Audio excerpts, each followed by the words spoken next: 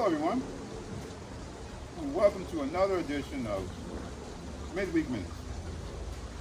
This past Sunday, we continued our study in the book of 1 Peter, and our passage was 1 Peter chapter 1, verse 17. And the title of the message was, "What You Doing?"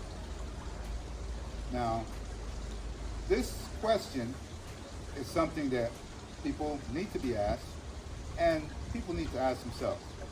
Now, you caught me doing something. I was eating a whatchamacallit, watching a so-and-so on a doohickey, on a television. And let me get into the verse. 1 Peter, chapter 1, verse 17.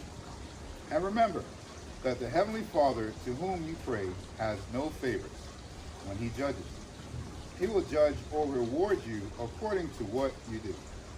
So you must live in reverent fear of Him during your time as foreigners here on earth. What you doing? Now, there's nothing wrong with relaxing. Right now, I'm taking some purposeful R&R, regenerating myself so I can go back at it. Now, one of my pet peeves is when I ask young men, "What you doing?" And they respond, "Chilling." And in my mind, I'm thinking, chilling? Have you completed your life checklist? Do you really have time to be chilling every time I ask you what you're doing? Now, there's nothing wrong with a little R&R and relaxation. Even God Himself rested. But we aren't to take life as a time to just relax and do work and things in between. No, we ought to live with purpose, because we're going to be judged on what we do.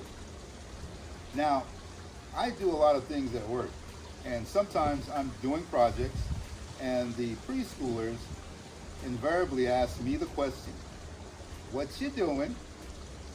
And usually I know where they're coming from and give them short answers that help to cut the endless questioning short. For example, they'll ask me if I'm painting or fixing something that needs to be repaired. They'll say, "What you doing?" I'll say, "I'm fixing it." "Why are you fixing it?" "Because it's broken." "Why is it broken?" "Because someone used it." And the questioning can go on and on and on.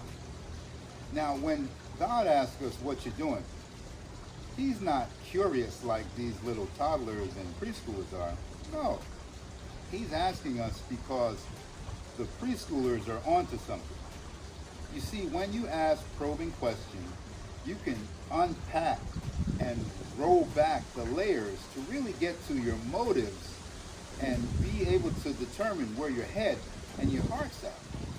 So that's what the question is really about. Where's your head and your heart? Is it here on the things of this earth, or do you have heaven in mind, the place that we all as believers eventually will end up, and the place we all should be working towards to invite as many people as we can? So you see, what you're doing, it's not about a curiosity of what's going on. It's a way for us to really examine our motives and take stock where we are. We had a point from Sunday that should help us. It says that the way we live now here on earth should be a reflection of how we will live in heaven. In heaven, we will have an eternity to do things that glorify God. And here on earth, we're able to practice these things so that when we get there, we'll be able to hit the ground running and be able to fully experience who God has created us to be. So I encourage you, ask yourself, what you do? Take stock of your motives and where your head and your heart's at. And remember that God has no favorites, and He's going to judge us according to what we do. Thank you for joining me for another edition of Midweek Minutes. I hope to see you again next time. I got to finish this whatchamacallit. It is so good.